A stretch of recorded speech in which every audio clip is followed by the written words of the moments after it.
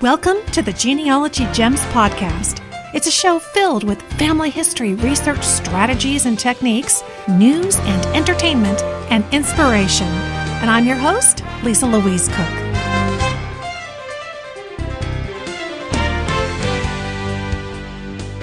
Hello, everyone, and welcome to Genealogy Gems podcast episode number 198.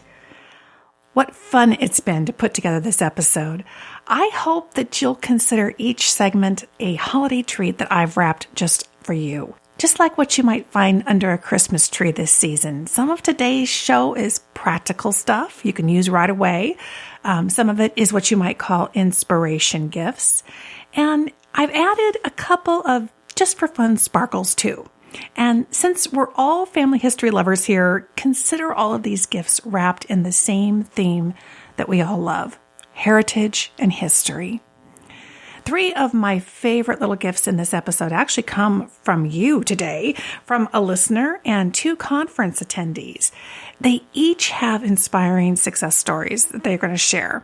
A Google search with great results, a brick wall busting marriage record, and another YouTube find for family history. And I've been hearing a lot of those lately. They're awesome. So everyone should find a surprise under the tree. And I've got a surprise interview for you today too. Now, usually we only invite our Genealogy Gems book club author to the premium podcast, but I invited Sarah Christman to join us here today too. She's a Victorian lifestyle expert because she's chosen to live like it's that time period in her everyday life, if you can imagine that. She's going to talk to us later about Victorian holiday traditions, a little history, a little nostalgia, and, again, a little sparkle. After our chat comes a little crafting history.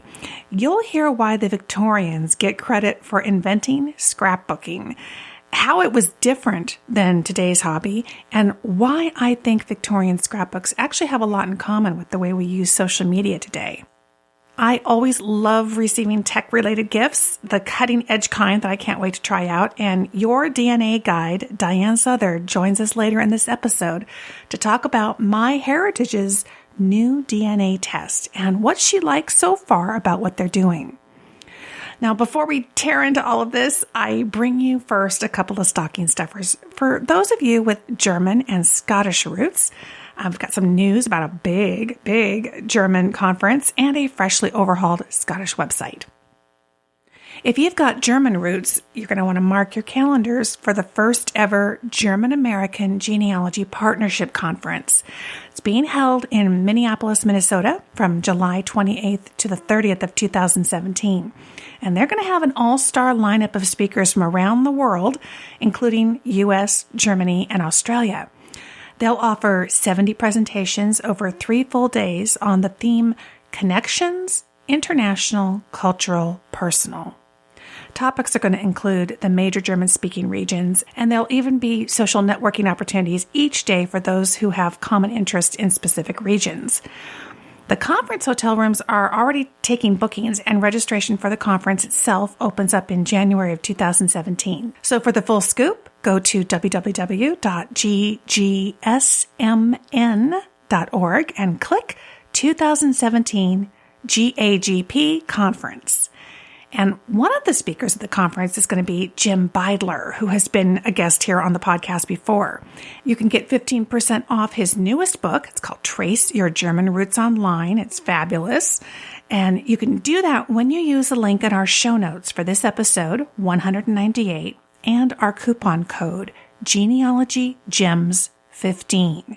And you got to do this before the end of December 2016 when that coupon, that special extra 15% off expires.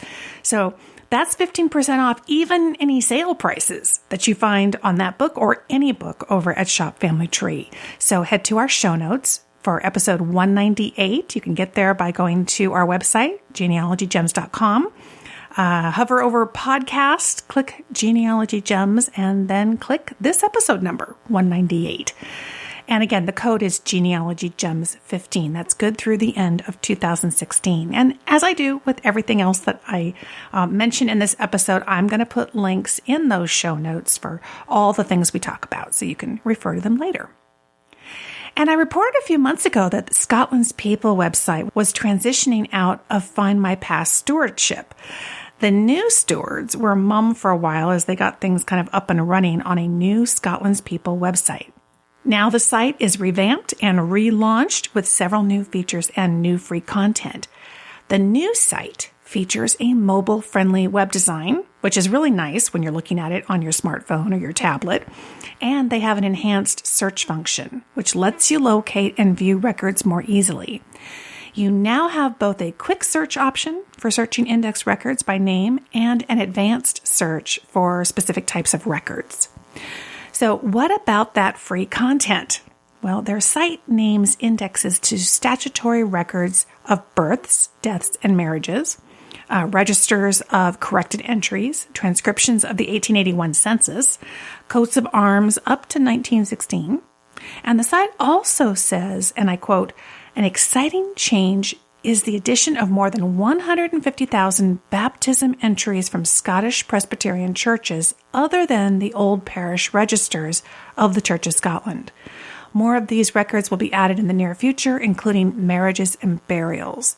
Over the next few months, more types of records held by National Records of Scotland, including records of Kirk sessions and other church courts, will be added," unquote.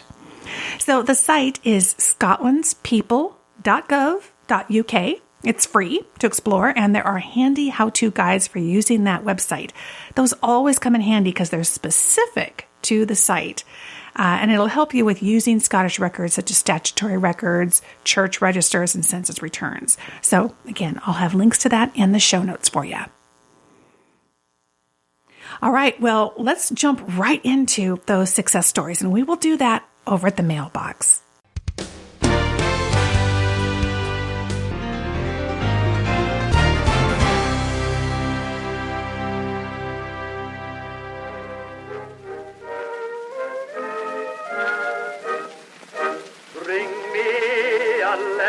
From my old hometown, one with some jokes from my old pal Jim Brown. Bring me a letter from that girl of mine, saying that he's longing for me all the time.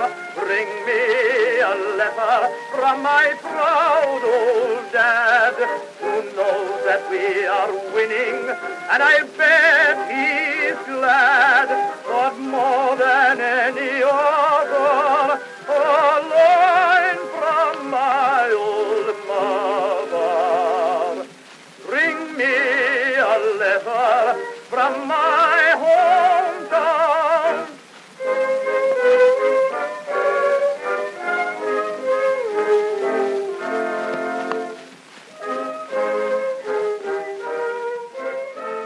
I heard from Joan not long ago in response to one of my frequent requests for your success stories. I love reading these and sharing them with you here on the podcast. So they can inspire us and they can even teach us something. And here's Joan's story about successful Google searching for her family history, apparently on 2 families. She says, "I used one of the handy tints from your presentation at the South Orange County California Genealogical Society's all-day seminar. It was in Mission Viejo, California. I entered some of my common named ancestors, used the quotation marks, added a time frame, and included some words like locations." And she's referring to search operators, things that I talk about in my presentation as well as in my book, The Genealogist Google Toolbox. That's the 2nd edition. She says, "Most of what I have found were my own queries and posts." That's good. It's working. And she says that shows it works. "I did see on Find a Grave someone had some misinformation on a daughter of my Thomas Jones. I sent the corrections along with the names of all of her siblings and full dates of their births, and I indicated which ones are also on Find a Grave if he wants to tie them together. One thing I was amazed at was a multi-page article that I found. It's called The Lincoln Kinsman, written in 1938. It included a lot of information on the Bush family, which is another of her family lines apparently. The article even included what I think is my ancestor, Hannah Bush Radley. The article really fleshed out information on Christopher Bush, father of Hannah. The editor of the article was a director of the Lincoln National Life Foundation. I found their site, did a Radley search, and only match was an author named Kenneth Radley, who wrote a book in 1989 on the Civil War. Since he's interested in history, I wonder if he's interested in his family tree. When I get some time, I may try contacting the foundation, plus see if I can locate Kenneth Radley. Thank you for the great presentation. No matter how many times I hear you, I learn something new every time. Well, that's good to hear. Thank you so much for sending in this email, Joan. I really do appreciate it. Love those seminars. We had a great time out there in Mission Viejo, and seminars are a fabulous way to really dig in for a full day all together and flesh out lots of strategies that everyone can walk away with and really start making progress. And I'm always available for seminars. So if anybody's interested, if you're part of a genealogy society like Joan is, you can head over to genealogygems.com and you'll find booking information for moi over under seminars in the menu. So check that out. And I love that Joan is trying different Google search strategies with multiple family lines. Sometimes we do find our own queries or blog posts we've already put out there, which again does show that it's working. And that can seem disappointing and useless, but Joan is right. It shows that the search terms that you're using are really the right ones. I like that she took the opportunity to tidy up some of the misinformation that she's finding on Find a Grave.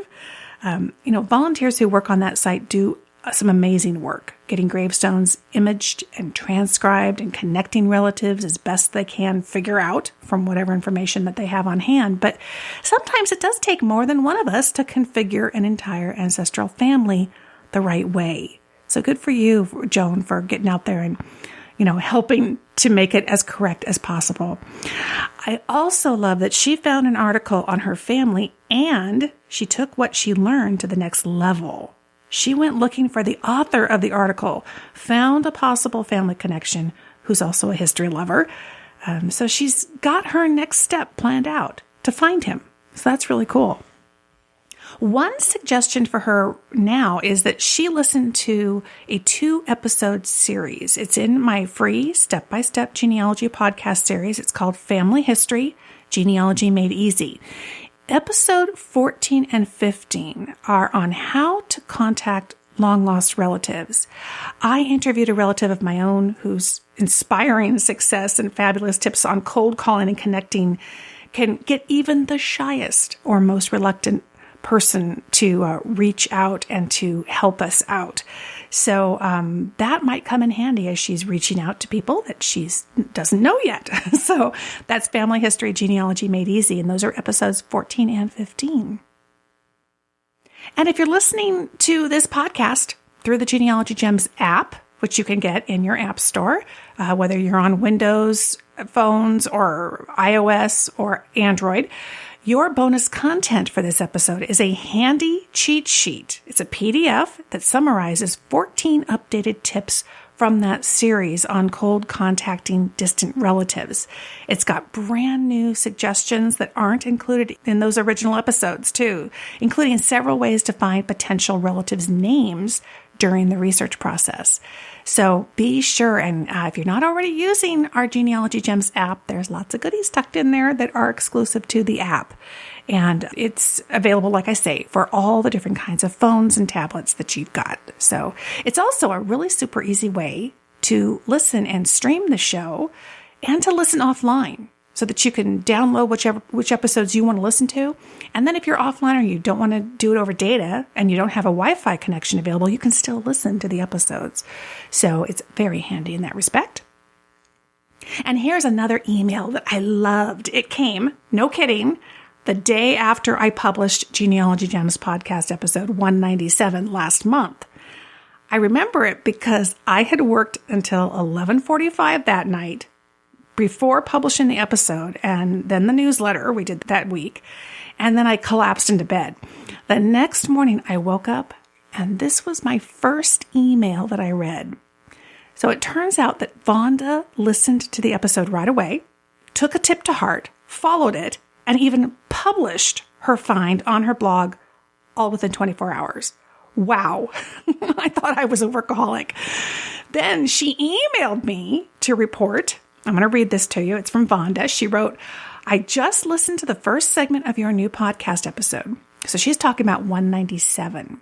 And I had to share what I discovered. I wrote a blog post about it that explains it all. Bottom line, you helped me find my great-grandparents' marriage record. I would love it if you have time to read it. Oh, and I only started the blog because of your podcasts as well. So thank you for that too. So of course, I dropped everything and I went right to it. Vonda's blog is called Genealogists by Night, a title I think a lot of us can relate to. And she gave me her blessing to share her post with you here. It's called Right Under Your Nose, or at least Your Fingertips, Dickey Family About 1909. So the post starts with these words, and I quote, Thank you, Lisa Louise Cooke. I woke up a little early to noodle around with my genealogy, and I saw I had a new Genealogy Gems podcast to listen to, episode 197. As I made the coffee, I was listening to Lisa talk about how she found the exact marriage date of her great-grandparents, a fact that had eluded her for several years. She had searched in depth, found nothing, and set it aside. She finished the segment by encouraging listeners to try again on a tough problem. Well, I too had a set of great-grandparents with a mystery marriage. I actually had the date, but I had never been able to find the civil record. I had come to the private conclusion that perhaps a marriage hadn't even taken place. I was wrong. Following Lisa's advice, I sat down with my coffee and I loaded up FamilySearch.org. I typed in Marion Dickey and Sarah Jane Reck and clicked on marriages with the dates from 1890 through 1900. I didn't specify a location. Now here Vonda shows a screenshot on her blog post of her great-grandparents' marriage record at FamilySearch.org. And true enough, Francis M. Dickey married Jenny Reck on April 3rd, 1896. In a place I recognize, Randolph County, Indiana. That's where my great-great-grandfather's marriage took place. And she continues in her post, I was dumbstruck. I had spent a good chunk of 1994 mailing with stamps, letters, on paper, to nearly a dozen counties where I thought the marriage could have occurred. This couple lived in both western Ohio and eastern Indiana, so I concentrated in that area. I included an SASE, kids even know what that is, to ensure a reply, and I kept all those. I saw the above record came from Randolph County, Indiana, and I was curious as to whether or not I had tried that one. Guess what they had said? We're sorry. We have no idea what you're talking about. I had given them the exact date, the exact woman's name, the correct man's surname, and what would be a matching middle initial.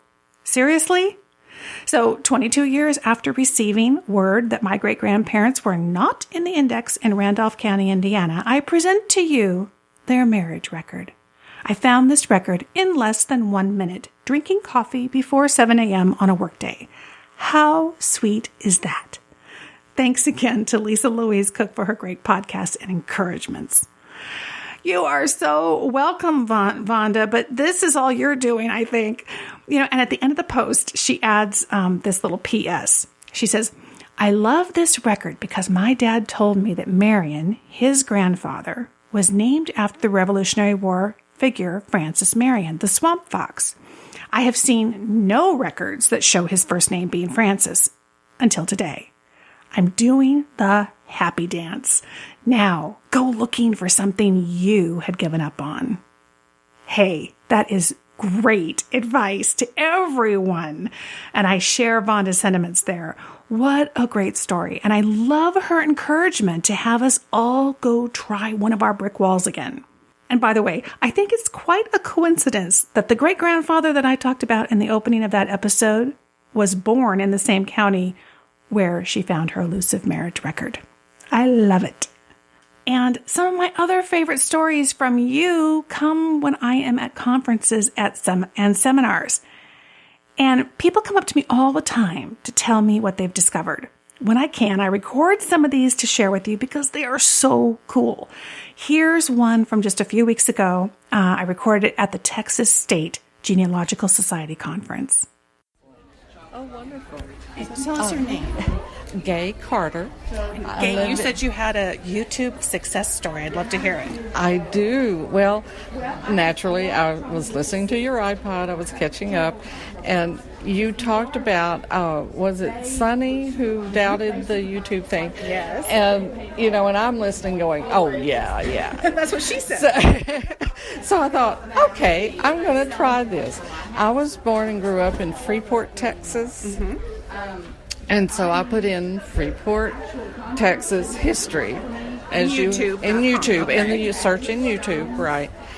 And got several hits, and one of them was for the ceremony when they opened the saline water treatment plant in Freeport, Texas, which was in 1961. And my family went to that. Oh, wow. So I went, I've got to see this. Uh-huh. So I went, and they had 2 or 3 videos associated with that. One of them was a newsreel footage that had been shot at the ceremony. They panned the audience on the front row. There I was, my sister, my mother, my grandmother, and my great aunt, right in a row, front and center. I'm going, I can't believe this. It's like a family reunion on YouTube. It was. And and I go, well, Lisa was right. She always is. I'm like, hey, darling. So I've been wanting to tell you ever since. That's amazing. And this was a saline treatment plant. Okay, if you can find your family history on YouTube in that video, anybody can find anything. Wouldn't you agree? I would agree with that. Absolutely. That's fantastic. Thank you for sharing. You're so welcome. Have a wonderful time here at the Texas State Conference. Thank you. I will. Later, I repeated that YouTube search that Gay did of Freeport, Texas history to zero in on the right film. I added the search terms saline plant. The top search result was a newsreel showing John F. Kennedy ceremonially opening the plant from his desk in the Oval Office after giving a little speech about how important this plant was, converting seawater to fresh water. Then the newsreel jumped to the plant site, and you immediately see the camera pan across the front row.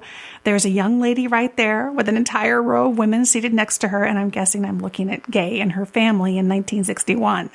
Wow, what a find to share with her family at the next family reunion or on social media. So check out the show notes for a screenshot from that video and a link to watch in case you're curious and would like to see Gay.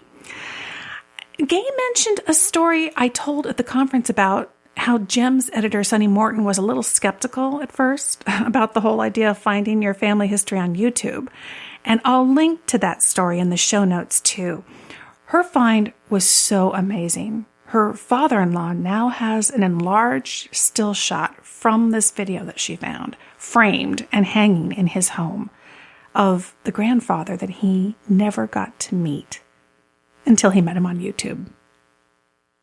Thanks to all of you for writing in. I love hearing from you. And if you want to reach out to me and share your success story with me and everybody else listening, we will love it. We will be inspired by it. Send it to genealogygemspodcast@gmail.com or call into the voicemail line 925-272-4021.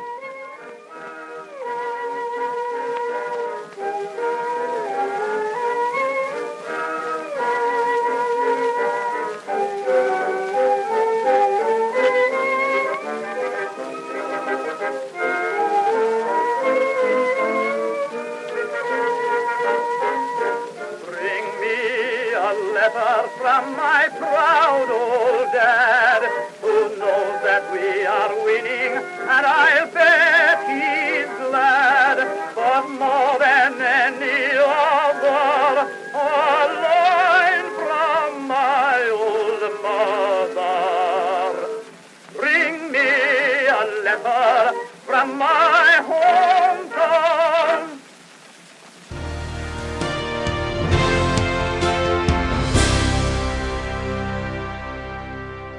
Our sponsor for this episode is MyHeritage, which has over 70 million members worldwide. If you're serious about making connections in the country where your ancestors once lived, hands down, MyHeritage is the place that you want to be. Post your tree on MyHeritage and start to see the magic as they automatically match it up with other trees, not just with genealogists in the country where you live, but around the world. Trees aren't primary sources, but they are excellent leads. I uploaded a portion of my family tree that contains my German heritage, and that's where I was really hoping to make a breakthrough, and very quickly it happened. I received a message from a distant cousin in Germany. That was my first international cousin contact. But there's more at MyHeritage. Their unique and powerful search system, it's called Record Matches. It constantly culls over 5 billion historical records for your family. It's the only family history interface out there using semantic analysis to search newspaper articles, books, and other free text documents. It is also the first to translate names between languages. Find out what MyHeritage can do to help you grow your family tree. Visit myheritage.com. It's free to get started, so there's really no reason to wait. And there are billions of reasons to try it out. Visit myheritage.com.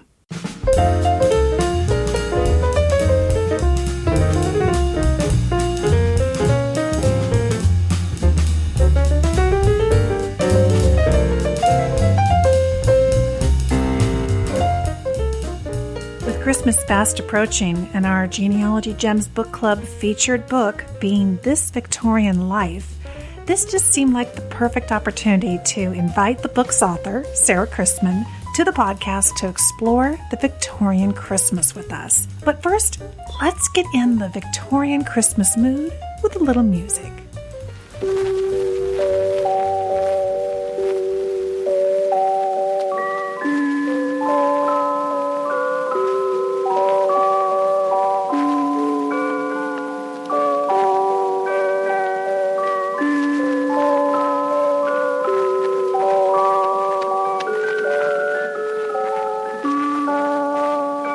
Welcome to the show, Sarah.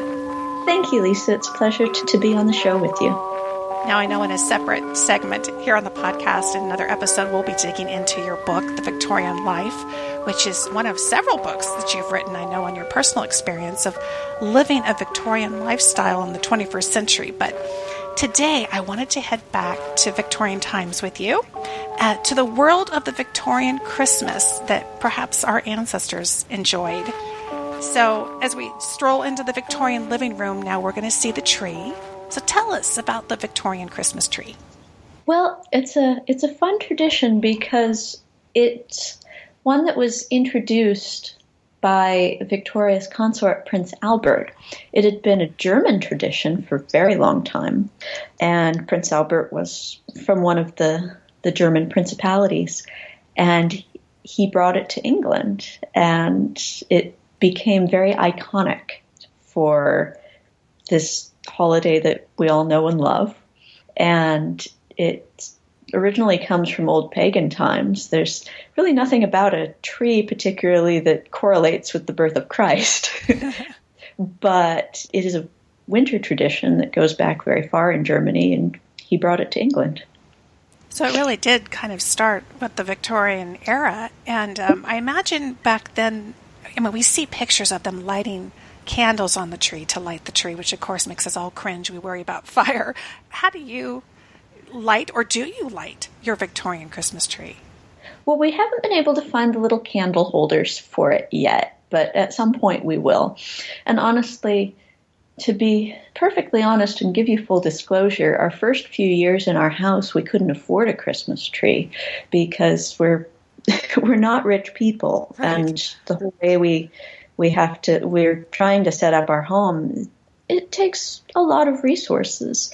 And so for our first few years in this house, what we were actually doing, when we moved in, there was a hedge of arborvitaes in the backyard. And so for the first few years, we were chopping down an arborvitae every year.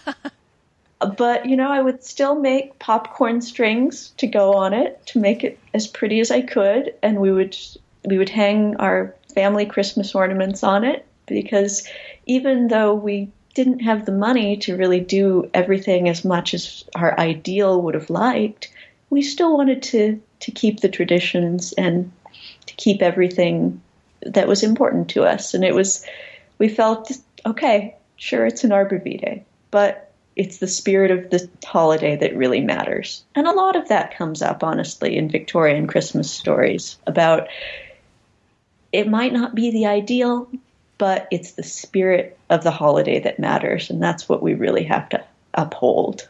Exactly. And you do what you can do and still enjoy it and like you say, feel the spirit of it. Talk to us a little bit, because we didn't get an opportunity to talk about it in the book interview. Describe your home a little bit to us. I know you live in Port Townsend, and I have had the pleasure of being there. In fact, I think the first getaway my husband and I ever had together was in a bed and breakfast in Port Townsend, which is full of lovely old Victorian homes. So I'd love to have you give us a kind of a quick audio tour of your home. What's it like? Sure. Well, our house, they started building it in 1888, finished it in 1889. And 1889 is actually the year that Washington, where we live, became a state. So it's a very pivotal time for this area in the Pacific Northwest. And the gentleman who built it was sort of a funny guy. Not funny. He was canny. He was a canny businessman. What he would do is he would build a home, live in it just long enough to pay owner's taxes instead of builder's taxes. Then he would move down the street, build another one, do the same thing, and keep going. So there are actually 3 houses on our block that are pretty much identical, and one of them's ours. It is a middle-class home, which those didn't get saved quite as much as the really big, iconic Queen Anne mansions that became bed and breakfasts, because people didn't necessarily realize that they were worthy of preservation. And so we were lucky to find this one, and it was a house we could afford because we are middle-class people.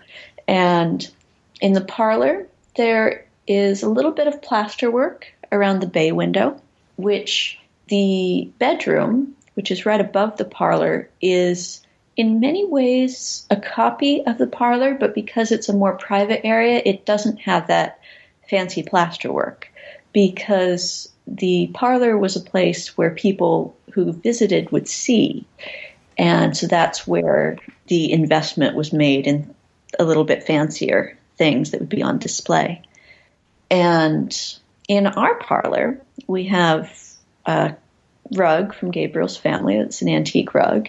We also have furniture that is Eastlake style furniture. It's got, in the Victorian era, there was a marvelous medieval revival where a lot of imagery was used from old medieval imagery. And so the Eastlake furniture has beasts carved into it. Now, you can't really tell whether these are supposed to be dragons or whether they're supposed to be maybe dogs or maybe they're supposed to be some other sort of animal. They're just general medieval beasts. Right. And we also, because we're actually people who are really big into cycling, my husband works at a bicycle shop, we've got our antique bicycles in the parlor because that's where we have space for them. Beautiful. That would be considered a real retro decorating these days, right? So you have your Christmas tree in your parlor and your bay window, and I'm interested to know, in Victorian times, was present giving as dominant as it is today? It wasn't quite as hugely commercial a thing as it was today. People didn't really go out and spend, a month's pay on huge, fancy Christmas presents for everybody they knew. But gift giving was definitely something that was done. And a lot of the gifts, they were smaller than a lot of Christmas gifts tend to be today. You wouldn't have the equivalent of a new television. Right. In terms of cost. A lot of the gifts were little things. A lot of them were handmade. And the ladies' magazines by the 1880s and 90s, they were running columns around the holidays on things we can make to give our friends, to give our family. These would be knitted things. Sometimes they would be pictures they could paint. There'd be needlework.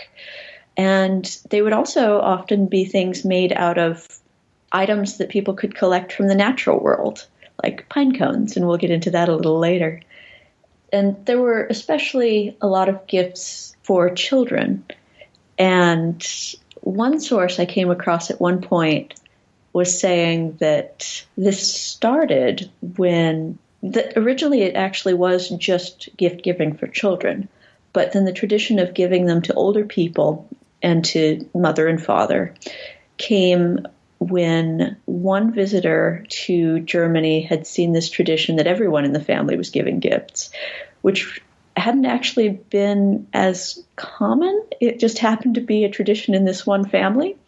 But then when everyone in England and America read about this, they thought, oh, what a wonderful tradition that they're doing all over this other country. We should have that here. And so it spread like wildfire. Everybody likes a gift. Absolutely. Is there anything that would surprise us, do you think, about Victorian times, or perhaps a tradition that has fallen by the wayside? Well, let's see. I like what I was saying before about making things from the natural world. That's a really fun one.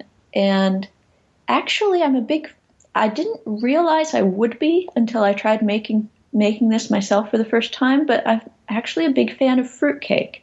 I think fruitcake has gotten a bad rap because there are so many jokes now that it's become a cliche that, I don't remember who first created the joke about there only being one fruitcake and it being given, it passed on.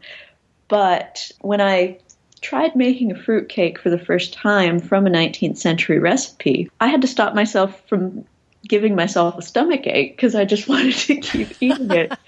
And when I was at the grocery store buying more of the things that go into it, I confessed sort of shyly and just with a sense of shame to the grocery store checker that I really like fruitcake. And I was sort of embarrassed by this. And she looked at me and said, I love fruitcake. So I think it's sort of this guilty pleasure that a lot of people not necessarily would admit to because it's gotten a bad reputation. But I think it deserves to be revisited.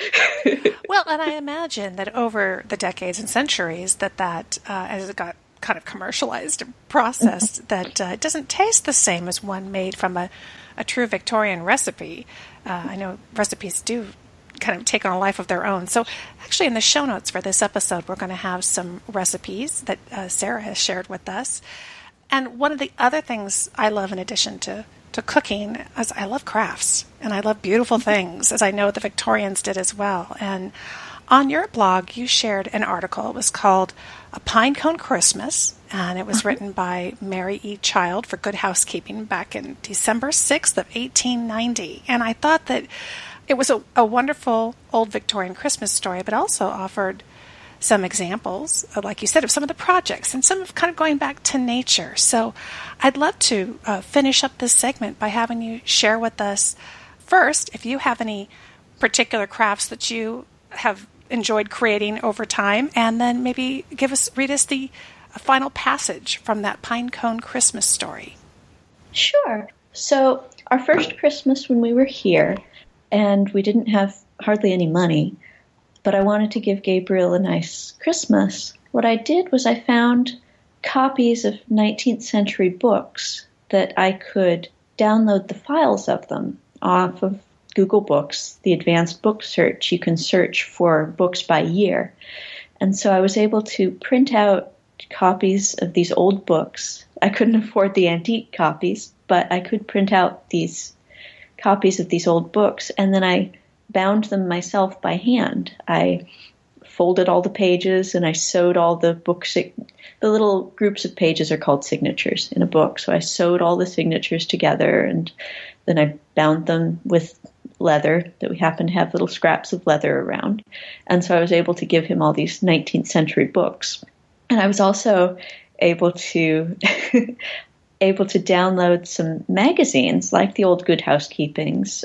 some cycling magazines from the time, and I gave him what I called a subscription to these 19th century. Yeah, so I printed them all out and I bound them as magazines, and then I hid them, and then every month at the start of the month I would give him a new one, the next issue. And so that became a really fun tradition for us that we've done a number of years. And it's another way of connecting with each other and connecting with the past. Absolutely. Oh, I love that. Well, and Google Books is right up our alley. I talk about it in my book, and we've talked about it a lot here on the show. A wonderful resource for Victorian research and experiencing the old magazines and the books of the past. I'd love to have you share that kind of the finale of that story, which I think sums up the Victorian Christmas so nicely from A Pinecone Christmas. Sure. So the plot of this story is that there is a teacher who is boarding with a poor farming family, and she knows that they're not going to have the money to have a real Christmas. But she wants to give them something, and she has no money herself, but she realizes that the pine trees around the house have really beautiful cones, and she thinks she can make something out of them. And she does. And she gives them a pinecone Christmas, she calls it. And so the story ends. It was too bad to stop the fun and say goodbye to Christmas and go away. But little eyes, even at Christmas, will not stay open all night.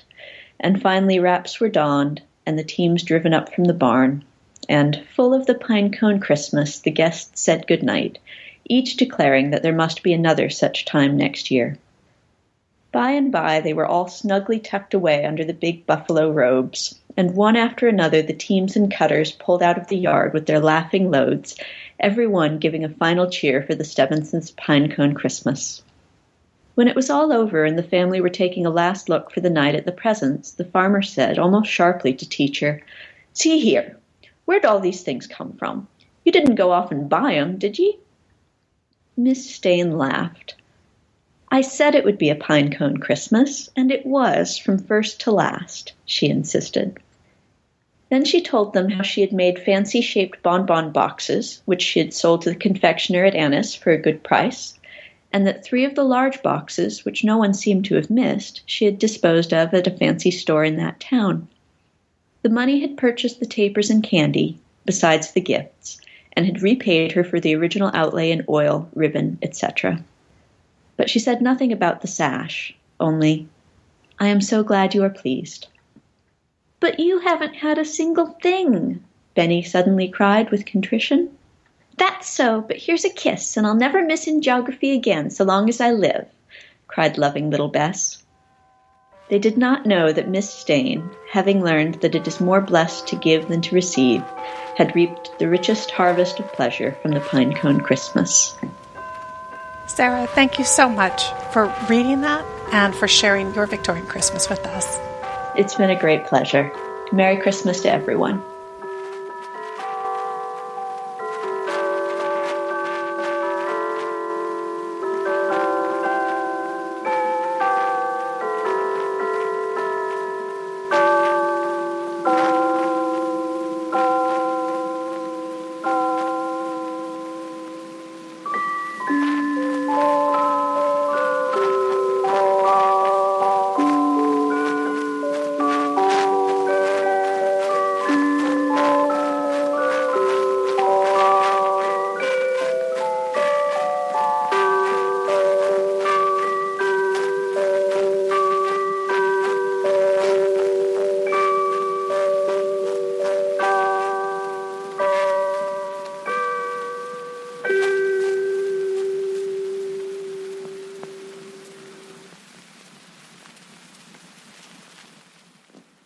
I hope you enjoyed that conversation as much as I did. It's fun to look into the past and see just how many holiday traditions have survived for more than a century.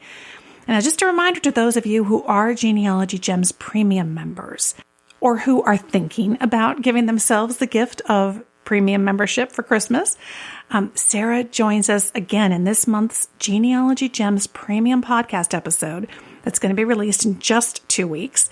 She'll talk in more details about her Victorian-era life as she lives it each day and writes about it in her memoirs, This Victorian Life, and Victorian secrets, and which she also writes about in a book on Victorian manners and a historical fiction series based on that time period. So see the show notes for more on the upcoming interview and all of Sarah's books.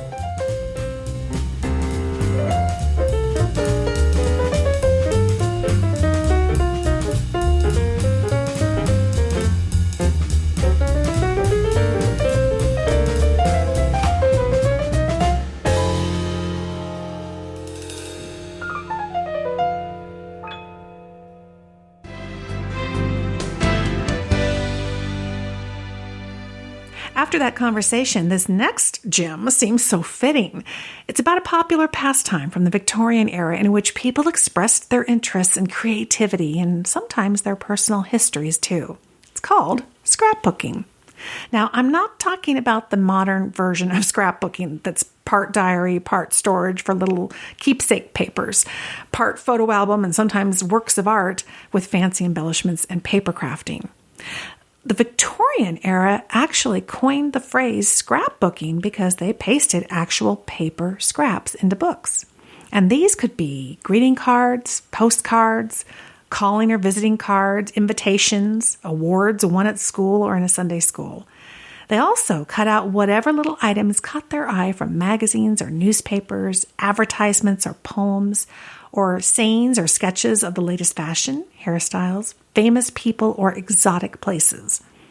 Those who could afford it bought what were called relief scraps. These were printed just for the scrapbooking hobby. These were colorful images of things like flowers, children, animals, angels, or Father Christmas, raised or embossed on the paper, which is why they called them reliefs. Some were pre-cut, kind of like modern die cuts, but others you could buy in sheets like modern sticker sheets, only not sticky, and then you'd carefully cut them out. Relief scraps could be used as embellishments around other items on scrapbook pages, but sometimes they were the only decoration on a page, kind of arranged in a pretty pattern on a scrapbook page, often grouped with other items like it. All these items may not seem that personal to us, not in the way that we would personalize an album today with our own memories and family pictures and the like. But the pictures and arrangements reflected the tastes and the interests of the scrapbook creator, and some scrapbooks did get more personal. Some people pasted in letters, and as I mentioned, other little ephemera such as awards or invitations or calling cards. All those items reflected something about a person's life. A schoolgirl might copy in passages that she liked from her favorite authors. A homemaker might paste in recipes or tips from a woman's magazine. A seamstress or a fashion-forward girl might cut out drawings of fashionable dresses, perhaps paste it in alongside a sketch or a fabric swatch. A nature lover might collect botanical drawings and leaves. Someone who loved history might compile famous scenes and history from calendar pages or postcards. Children were often given scrapbooks on rainy days and Sundays when they needed something to do with their energy and their time. They might be just for fun, but often they were meant to be instructional. In fact, I found a Ladies' Home Journal magazine. It was from 1891 at Hathey Trust Digital Library, which I'll tell you more about using in the show notes. The article describes, quote, a Sunday scrapbook as a source of almost unlimited pleasure and profit to children who can read and write, unquote. The article explains how children should be given little images and a Bible and told to find a scripture verse to go with the image and then put it all in the scrapbook.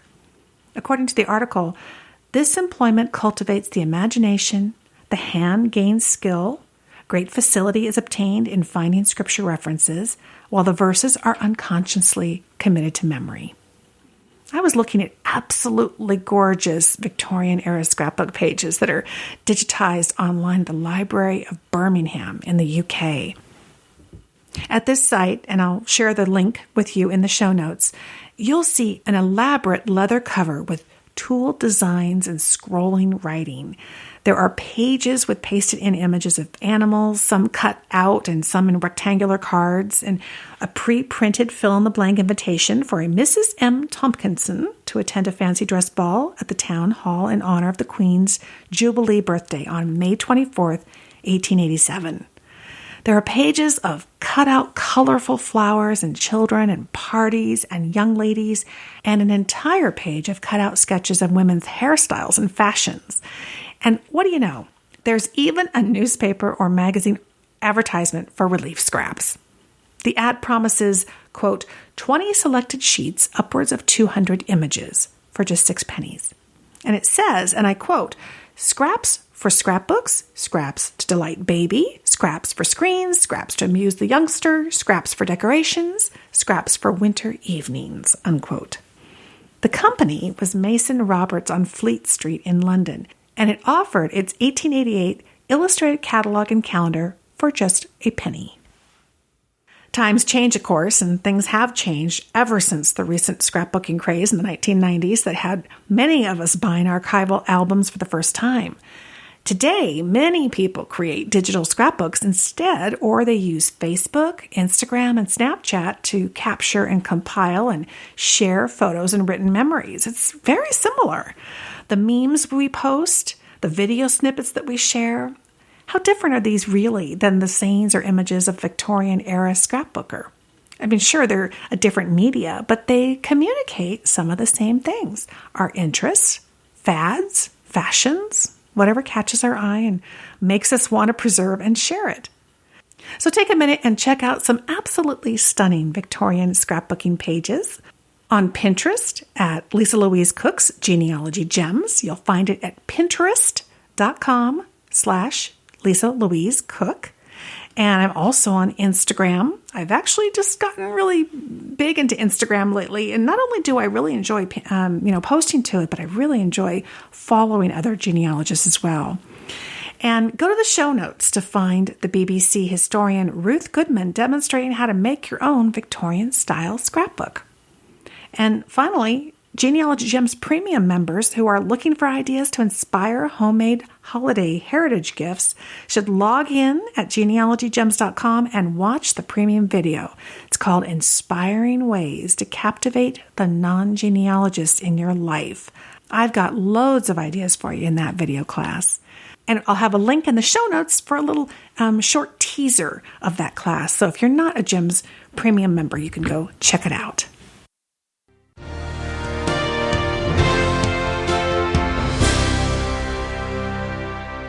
I'm a firm believer in taking responsibility for the life and future of my genealogy data. So instead of just uploading my information only onto someone else's genealogy website, I enter it into my master database on my computer into the premier genealogy software program. It's Roots Magic at rootsmagic.com. Genealogy software is Roots Magic's primary focus. It's not just a sideline. And I continue to be really impressed by their free online training videos and all the rich features they add. And here's the latest. Not only can you import a GEDCOM file from another program, but now with the release of Roots Magic 7.1, you can directly import any Family Tree Maker file with everything attached. That's everything attached. In fact, Roots Magic can import a bigger variety of older Family Tree Maker files than any single version of Family Tree Maker itself.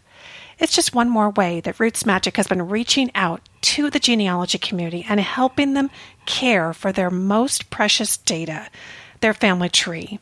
And there's even more to look forward to this year because Roots Magic has announced an agreement with Ancestry, and later this year they're going to be able to synchronize your family tree with Ancestry the same way that Family Tree Maker did. There's never been a better time to try or switch to Roots Magic. Head to rootsmagic.com and download the free Roots Magic Essentials today. You're going to love it.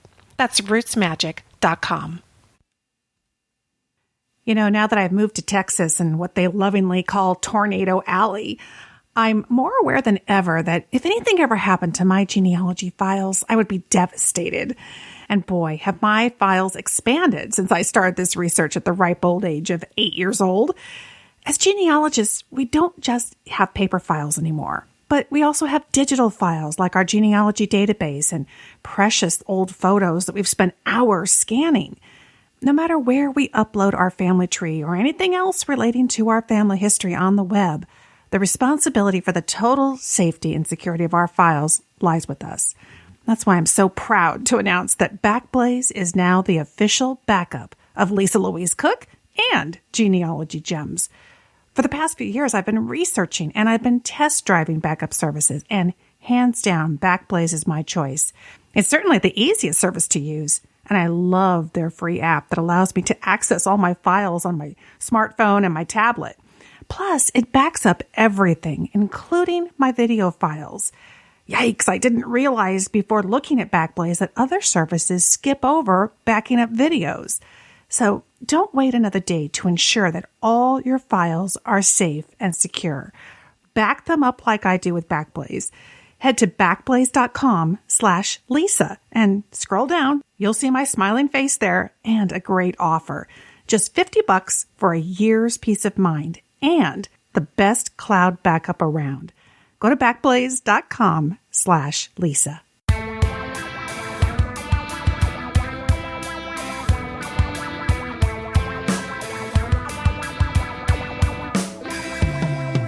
Hello, Genealogy Gems podcast listeners. This is Diahan Southard, your DNA guide.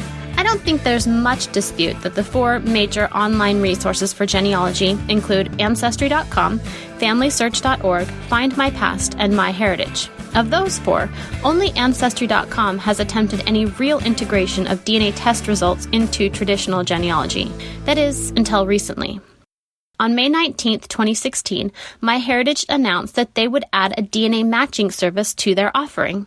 And then, on November 7th, they announced they would be conducting DNA tests themselves. Now, MyHeritage has enjoyed partnerships with testing companies 23andMe and Family Tree DNA for quite some time now, but those partnerships have been woefully underutilized and are really little more than an affiliate service, where MyHeritage provided a discounted rate to test at those companies. So there's no question that the launch of DNA Heritage fully into the genetic genealogy market is exciting news. In fact, it's something I have been pushing for. We absolutely need someone to challenge Ancestry DNA because competition is good. In September, they began to provide matching results for individuals who had uploaded their results. As of today, uploading your results into MyHeritage is still free. So if you've been thinking about doing it, you should take advantage of that sooner rather than later, as they have indicated they will charge for that in the future.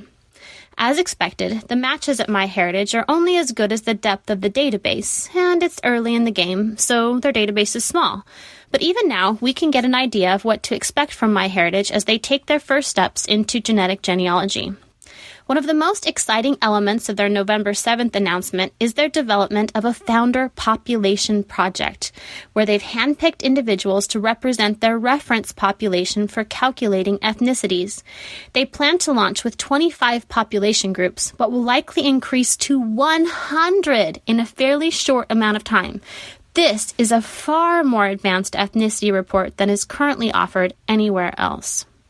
After you've figured out how to download your raw data from your testing company and then manage to add it to MyHeritage, if you need help, you can see my website. The link is in the show notes. But then you have to wait the requisite amount of time for those results to process at MyHeritage. Then you'll receive a notice that you have new DNA matches. For a full review of the features and ins and outs of where to click and what to look at MyHeritage, please refer to their September blog post.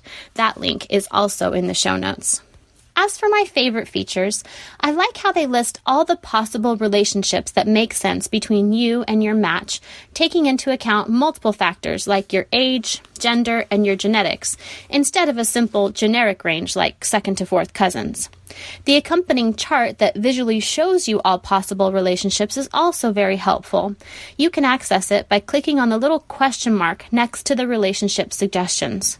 I like that these suggestions remind us that our genetic relationships have different genealogical interpretations.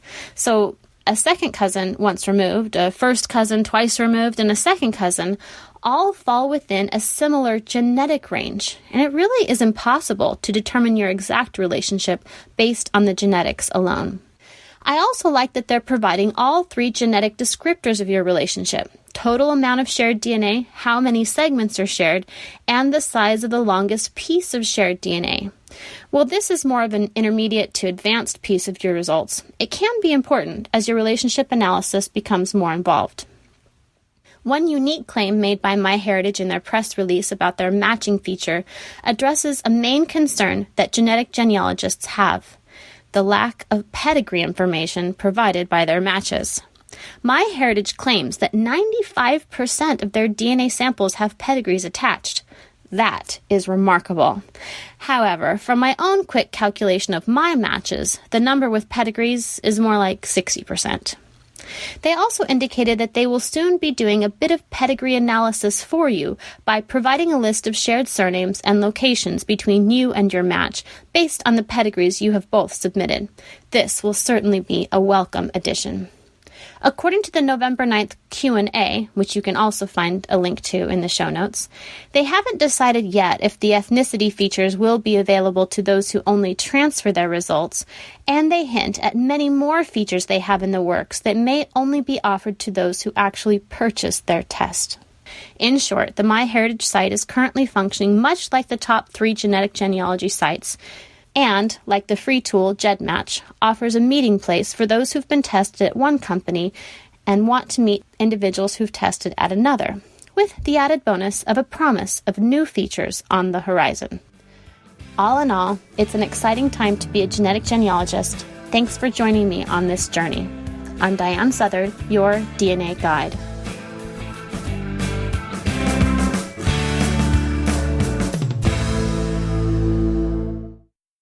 It's almost time to say goodbye, but before we do, I have a holiday-themed Profile America segment to play for you. Have you read or watched this Christmas classic? Profile America, Friday, December 16th. One of the most familiar and cherished Christmas stories has been around a long time, 173 years, in fact. Tomorrow marks the anniversary of the 1843 publication of Charles Dickens' A Christmas Carol, with sales starting on December 19. The first print run of 6,000 copies sold out in a week, and the book has never been out of print. The tale about the reformation of Ebenezer Scrooge and his bah humbug dismissal of the Christmas season became a solid holiday tradition over the years in the U.S. The story has been told on radio, on stage, in school programs, in the movies, and on television. It's a safe bet that A Christmas Carol will be aired this holiday season on many of the nation's 2,148 television broadcasting establishments. You can find more facts about America's people, places, and economy from the American Community Survey at census.gov.